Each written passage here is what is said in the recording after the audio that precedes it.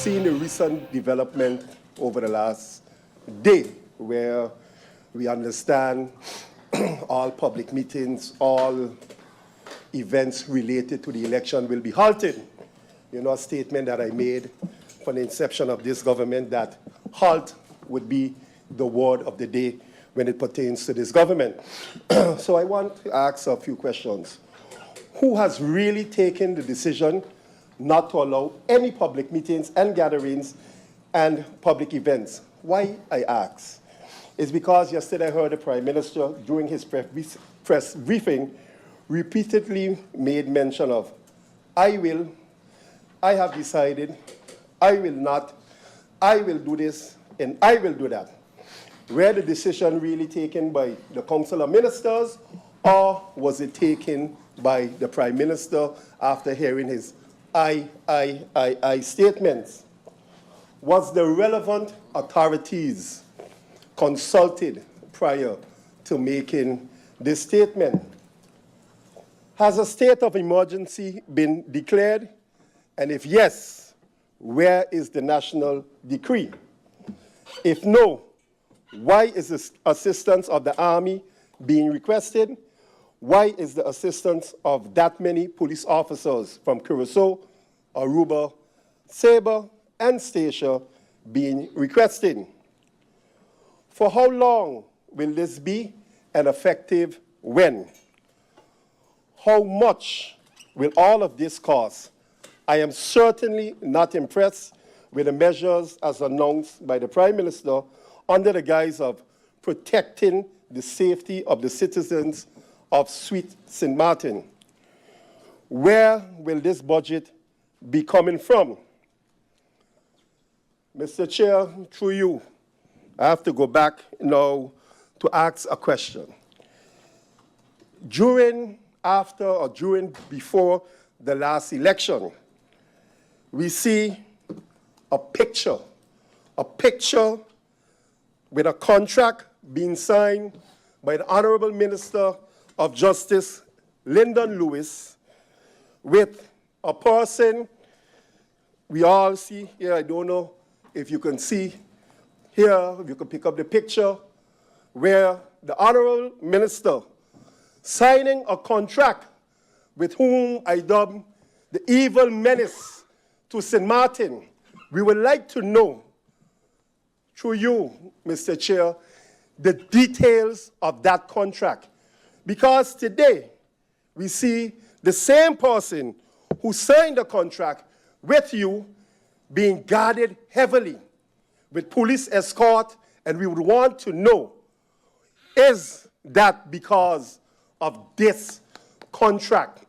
We would like to know the devil in the details of that contract, because today we see that the public safety is at risk, and we need to cancel this, halt that, suspend this.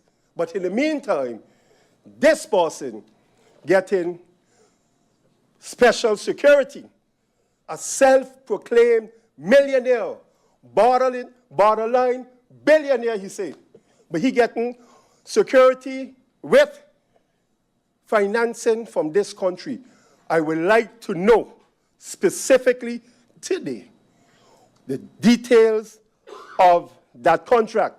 And I would also like to know, through you, Mr. Chair, if anyone feels threatened, if their lives feel threatened, who do they have to go to get that kind of special 24-hour armed security? I would like to know that as well. But I do have to also express, Mr. Chairman, my, I guess, confusion with what I'm hearing today, what I've heard in the media since these measures were announced to protect the public and candidates and such in the run-up to this election and on election day as well. I also want to say that I myself had a letter prepared to suggest that we restrict presence around the polling stations on election day for the minister and the prime minister, and then they kind of beat me to it and did it anyway. Because, Mr. Chair, on Friday, when we were here, The public heard all about the threats being faced by MPs, in particular those who were the target of the bulk of accusations of corruption, etc., last year by this public menace, as I prefer to term it. You know, Friday evening, there were demands for solutions to be provided that very night. There was no curiosity about budget, about the cost of having 15 MPs possibly protected by police officers or other security personnel, and so forth. And I want to make it clear, Mr. Chairman, I was also threatened last year by the same public menace. Myself, MP Westcott Williams, MP De Weaver, who were here. We were here last time. Some have just arrived, and I understand it can be a little scary, but this divisive individual who has bragged about so many strange things on video, possibly illegal things, having 4 passports, traveling to a literal conflict zone as frequently as we could travel to Anguilla. And you know who gets to travel in and out of war zones with ease besides Army personnel and journalists? Those who profit from the conflict. And I think those are activities that should have at least raised one red flag for a government that is charged with public safety.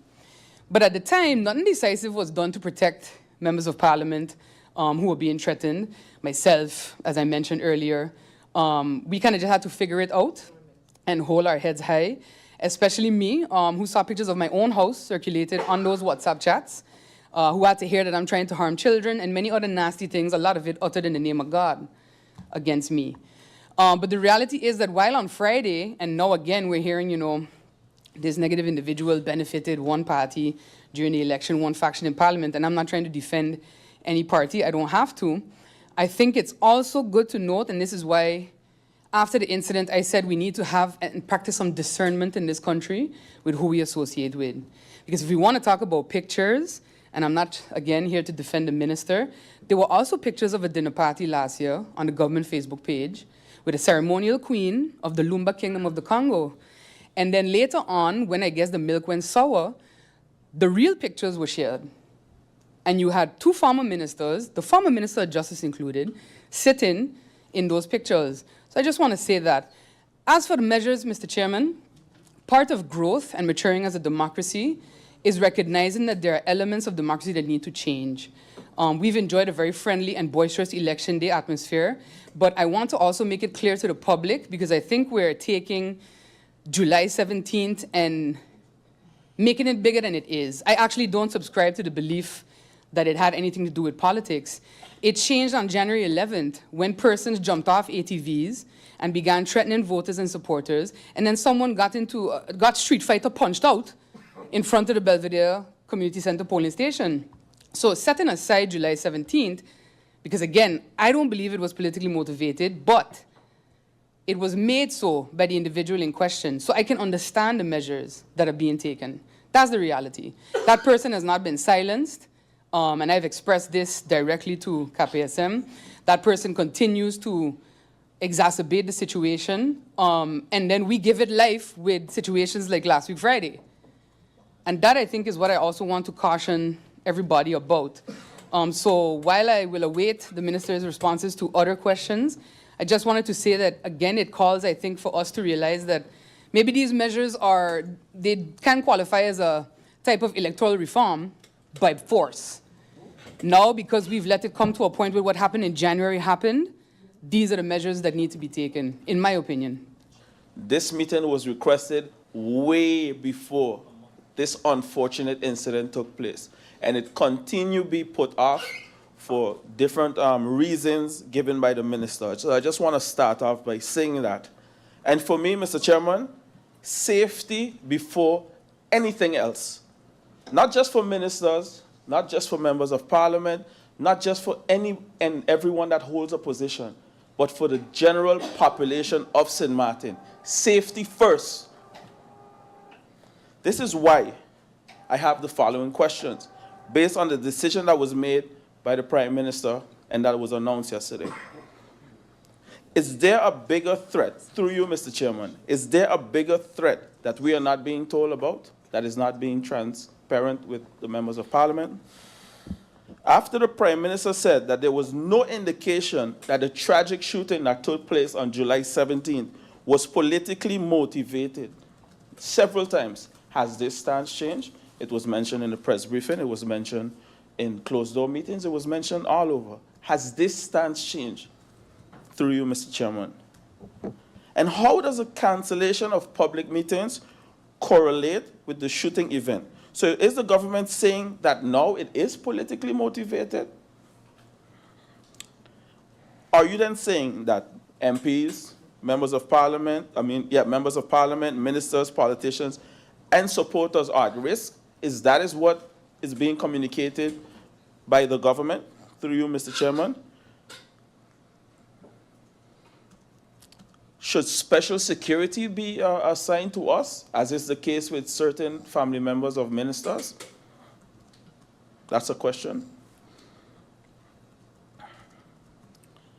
I would also like to know if extra security has been allocated for the ministers through you, Mr. Chairman. If so, why and when? And the reason why I keep asking these questions, Mr. Chairman, through you, is so that I can get a clear understanding if now the entire position has changed, that this is politically motivated. Are the general citizens of St. Martin at risk? Is there a national security concern? What is being communicated to the general public? Because I heard about military, I heard about XYZ police, I heard all these different things, but there was no substance to it. There was really no method to the madness, so to say. Since all public gatherings are canceled through you, Mr. Chairman, are politicians then advised not to attend any public events? That's my next question. Are we advised, or not only we who are members of parliament, but anyone on a political list, are we being advised not to attend public events? Because these are still ongoing. I did not hear the Honorable Prime Minister nor the Minister of Justice indicate that these have stopped. So I would like some clarity on that, Mr. Chairman, through you.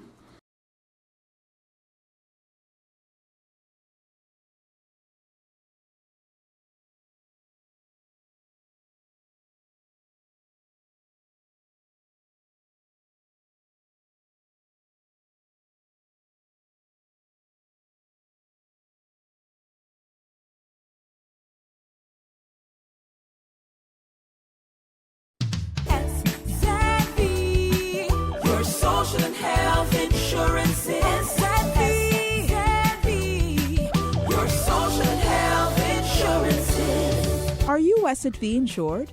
Do you have a valid medical insurance status? SXM is cardless. Request your My SXM account today and enter the virtual office of SXM. Go to sxv.sx and sign up now. SXM, yeah. Your social health insurances.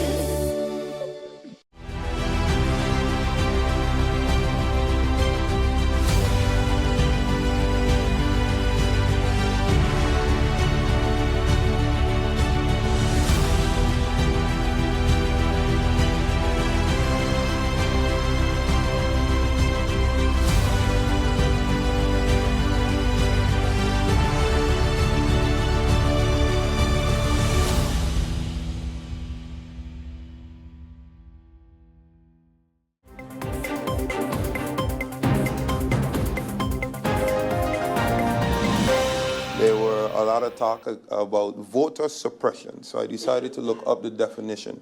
Voter suppression is a strategy used to influence the outcome of an election by discouraging or preventing specific groups of people from voting. It does not only say preventing or blocking, it also says discouraging. It also says it is distinguished from political campaigning and the campaigning attempts to change likely voter behavior by changing the opinion of potential voters through persuasion and organizations. Suppression is an anti-democratic tactic. Voter suppression instead attempts to gain an advantage by reducing the turnout of certain voters. Now, we are a people of culture, of customs. We have political customaries whereby political parties go and get their message out, whereby not everyone that attends a political meeting is voting or supporting that party. People have their democratic right to come to hear and see if I will support that candidate or that party. The same goes for different various political rallies. I can tell you as a candidate the importance of being at that polling station whereby you can have that little conversation, whereby you can have that eye contact, whereby you can say, support me. It is my right as well to be at that polling station and say, support me. Now, I do understand that there's ways, means to do things, but let us handle ourselves professionally. I do not move from my polling station, and I know many of my colleagues do that same thing. We go and we stand there and we work hard to obtain our votes and hopefully obtain a seat in Parliament. What we are seeing here today, when I was Minister of VSR and I would put out a national address stating that there'll be no gatherings or there would be a curfew. We did this with a ministerial decree. It was also published in the National Gazette, where I would have to refer to this even before making such announcements, and would also give reasoning. So what we are seeing now is not allowing our supporters, not allowing prospects to even come out and gather, because you want less than 10 persons at a private venue or whatever it may be. And I earn the right, and so do my supporters, to wear my shirt of Omar E.C. Atley or the United People's Party.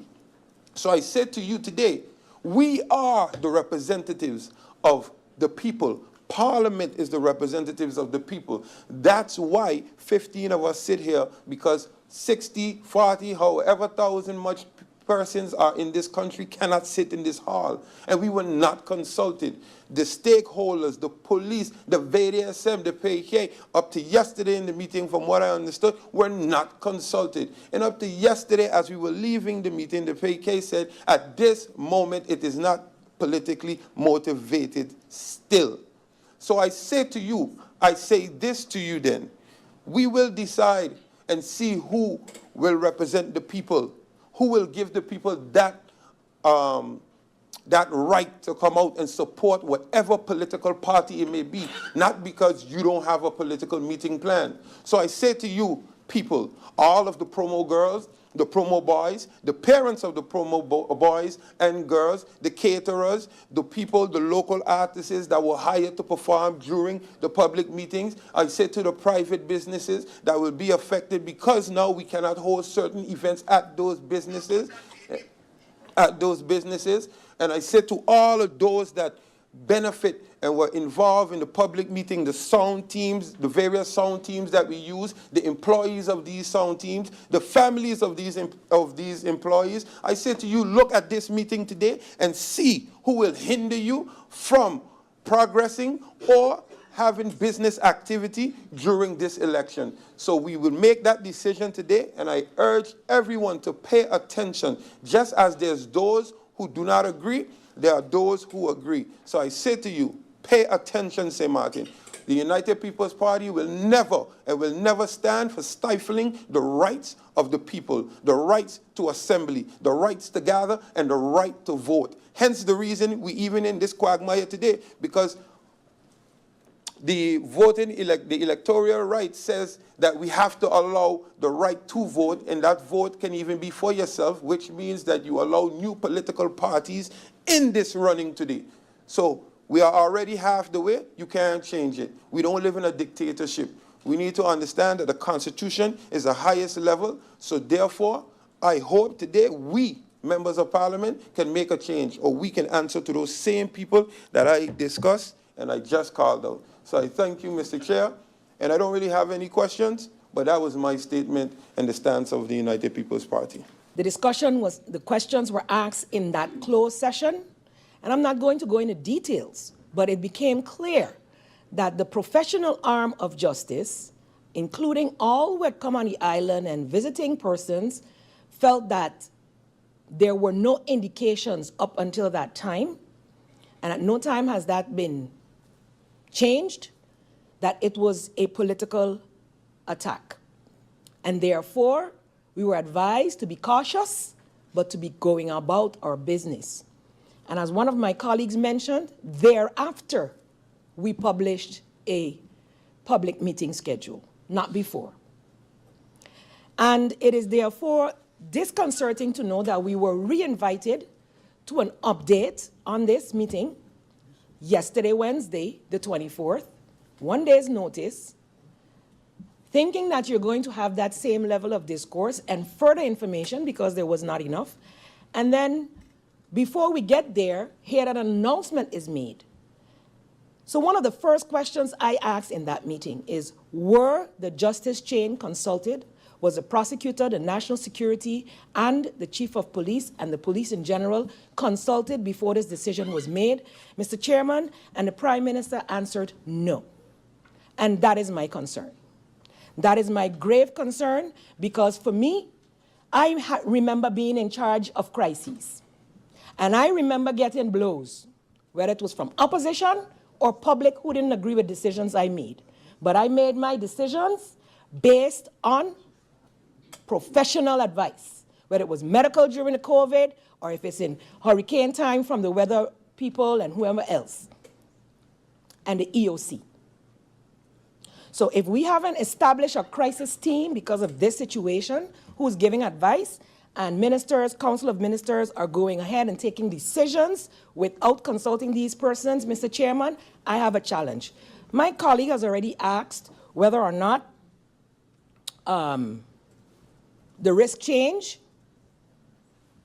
the situation in the country is so dire now that we cannot have public political meetings. But then again, there are several other gatherings happening within our community, and I would like to know how are those going to be protected. Does this position that you're taking limiting or discouraging individuals to vote? Are you telling them not to go out and vote? Does this position that you're taking providing security for them, making them feel even more safer? What is your stance? What do you think of that stance that you're taking with regard to stopping the public meetings and moving forward, even going towards the election? What is your stance? What do you think of that decision? Can you please justify it? View or the view of the Minister of Justice, because when I listened to the Prime Minister, I heard I, and then now the responsibility falls on the Minister of Justice. So it is interesting to see if you or your party is in agreement with this decision. Public meetings were cancelled if there was a significant threat, but not just to us as politicians. We've asked the question before, what is the threat? What is the threat? Is it a new version of COVID? What is the threat? Why can't you move around? Why these policies are the same policies that we have as COVID. We can't gather in groups anymore. Social distancing. What is the threat? And it was said that by my member of parliament that we have to think outside the box. I don't think we have to think outside the box. I think this government just has to think. Tonight we have an event in Grade Bay, the Go Local event. So what happens now when 50 members of parliament decide to go to this event tonight? What happens when 100 other candidates decide to go to this event? Is it then considered a political event? Does the safety stop only when the event is announced by a political party? Or is it wherever we congregate as 50 members of parliament and 100 candidates? Where does it end and where does it stop? Does the threat end at the border? So as soon as I hit Bellevue, I know I'm safe now? I'm good. The threat end over there? Because I have no idea what the threat is. The public doesn't know what the threat is. But you know who knows? You know who knows? Members of the COM, who even their family members have 24-hour security. They know the threat. So it's okay for the council of ministers and their family to be safe. 24 hours, including the tourists who's here, including the tourists. But everybody else, and I'm not even talking about the members of parliament, the general public, the citizens of this island, they don't deserve to know what the threat is.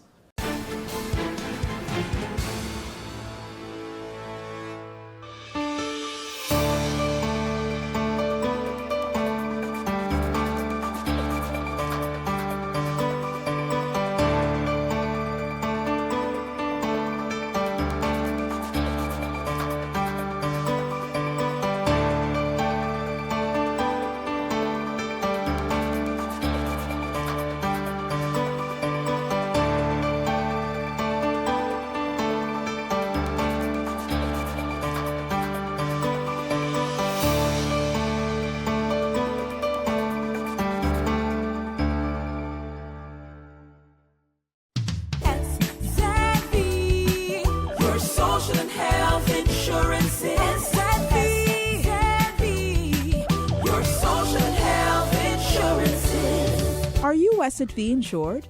Do you have a valid medical insurance status? SXV is cardless. Request your My SXV account today and enter the virtual office of SXV.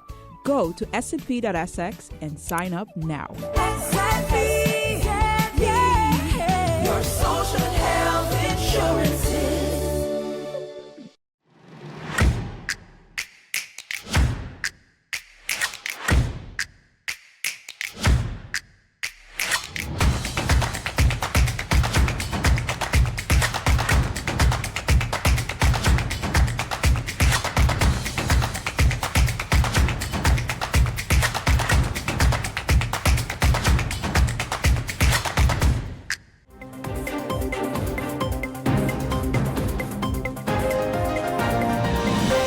The government of St. Martin, in particular the Minister of Justice, is responsible for public order and the safety of all of the citizens of this country. Is that correct or not? Is that statement correct? Is it also correct that, in the first place, individuals need to do everything towards their own safety and that of their families, that employers are responsible for the safety of their employees? For example, the Parliament of St. Martin is first called to protect make sure that the members of Parliament are protected. After all, we work here. We could be considered employees. In fact, we are employees of the people of St. Martin. But thirdly, and the biggest one, is that the government of St. Martin and the Minister of Justice in particular is the one responsible to guarantee safety, the safety of each and every citizen. And that statement that I made and asked if it's correct or not, I would like to know of the specifics of the decision of the Council of Ministers with respect to the additional measures as announced by the Prime Minister. And, Mr. Chairman, I would ask the Minister to explain on the basis of what are political guidelines made. Because often we hear about, and on St. Martin, that we don't have any laws. People could do what they want. That is, to a certain extent, true, because we don't control the laws. And it's always about the freedoms of people. Allow them to do. Because fact is, and this is what I want the minister to explain, because I'm sure he could do it much better than I can. But the fact is that the political guidelines as issued by the minister, and, oh gosh, then I got to run it, by the minister and his predecessors are actually exceptions that are given to political parties during a specific period of time, because you need permission, one, to have public events. Two, you need permission to put public material or material on public places. So it's actually an exception to the laws that do exist that is given for political parties. And if the minister or ministers, in their wisdom, feel that the safety of the citizens of this country is jeopardized, then it is upon the minister and the government of St. Martin to do whatever in their power, which power they have, notwithstanding the constitutional regulations. The minister have the power in order to make the decisions. Minister, I look forward, Mr. Chairman, I look forward to the, that way, okay. Yeah. Make sure you're taking off the time that I'm not speaking. Mr. Chair, it goes back to a question that was asked before by my colleagues, I would say, in opposition. We are left in the dark because it seems that the coalition knows something that we don't know. And the reason I say this is that I saw a viral video in which I was like, wow, where my colleague MP Sarah Westcott stood here on Friday and say, no one will hinder me from doing what I need to do this election. No one will hinder me from campaigning this election, and now 4 days later, I'm hearing a different tune. So again, I look forward to the questions that if there's something that the coalition knows that we don't know, because I held a public meeting on Monday, and on Wednesday there's the announcement. So what happened in one day? Mr. Chair, it goes back to a question that was asked before by my colleagues, I would say, in opposition.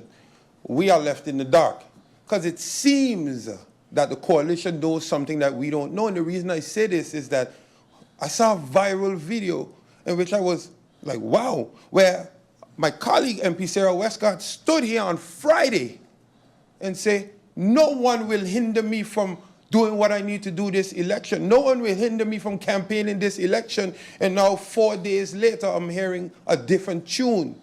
So again, I look forward to the questions that if there's something that the coalition knows that we don't know, because I held a public meeting on Monday, and on Wednesday there's the announcement. So what happened in one day in between? I thank you, MP Otley. Member of Parliament, Westcott Williams, you have the floor. Thank you, Mr. Chairman. In Parliament, that some extra time is given to respond to interruptions that are made. We have to, because now I want to finish my questions, but I can't let some of the things said go unsaid. Mr. Chairman, we have been, thank you, we have been, Mr. Chairman, all members of Parliament have been invited to a meeting with the Council of Ministers and the justice officials in order to be informed of different things. Today, some of the information in those meetings are being discussed here, are being thrown out here, but I am not going to do that because we were asked to keep the information given in there confidential, because it's not everything that was said, and that might have been a good thing, that was now being brought forward here in the Parliament. All of us were invited. And in addition to that, Mr. Chairman, I would like to have the opportunity to talk without being, disturbed. So thank you, Mr. Chairman. And I wanted to say, Mr. Chairman, so those meetings were confidential, and there are some things that should have been stated in here, but will not be because of the confidential nature of those meetings. Because of some of the things said there, I can very well understand the decision by the government. And then lastly, can the minister tell us why Calaboom events, and this is also to answer my colleague who had an interruption, because just like everybody else, our ears are to the ground. And when Calaboom events is going to say, and give me a chance there, Mr. Chairman, that they are cancelling events in light of the recent surge in gun violence, that wasn't because of a decision taken by the government, that was before. MP Westcott, Mr. Chairman, yeah. I thank you. I thank you. Before concluding, I would also like to explain the part with regards to public meetings and the decision that was made by the Council of Ministers. For clarity's sake and for no misunderstanding, I will say today, the Minister of Justice is responsible for the guidelines. There is no official guidelines that was signed by my person with respect to all the questions given. Everything has to be done properly in consultation with my stakeholders, and then a decision will be taken. So at this moment, there is no guidelines taken as yet because we are busy combing through everything. So those who have public meetings at this moment, we cannot stop you from having those public meetings until everything is combed through. Should we, the people of this country, believe or not believe anything coming from the Prime Minister? Because here it is, the Prime Minister of this country goes on a live press briefing, tells the people of St. Martin that it's his decision. When I mentioned on the floor of Parliament, I had a feeling. It was his decision and his decision alone. So now it is, who is responsible for making such a decision to halt again the public meeting, to halt all public events, when we said on the floor of Parliament today, it's erroneous, it's crazy, it's a crazy idea. It came across as if it was a joke. Mr. Chair, now we're hearing from the Honorable Minister that nothing can be stopped. So tomorrow, when we hear another statement from the Honorable Prime Minister, what should we do in this country? Halt, don't make a decision, or do what we want. It is becoming chaos, confusion. I too have a proposal of order. My proposal would be, through you, Mr. Chair, for the Minister of Justice to take your time and have proper consultation. I understood that the CARM, yes, can make a decision with an intent, because when we had Council of Ministers and we wanted to set regulations, we would come to the Council of Ministers, and once you agree, then, and only then, we would say, okay, the relevant minister, the real authority, will then take that decision. My other proposal of order is for somehow we get Luke out of here. Done. Out. I had enough. I had enough with the games of that entire cabinet. It is utter nonsense. And I am glad I'm not in the position of the other party who had to postpone or push back or cancel the meeting today, because it would have been worse. But I tell you, this here is voter suppression. This here is the motive of one political party, the URSM and the Prime Minister. That is my proposal. Take your time, do your proper consultation through you, Mr. Chair, and also the other one, let's get him out of here.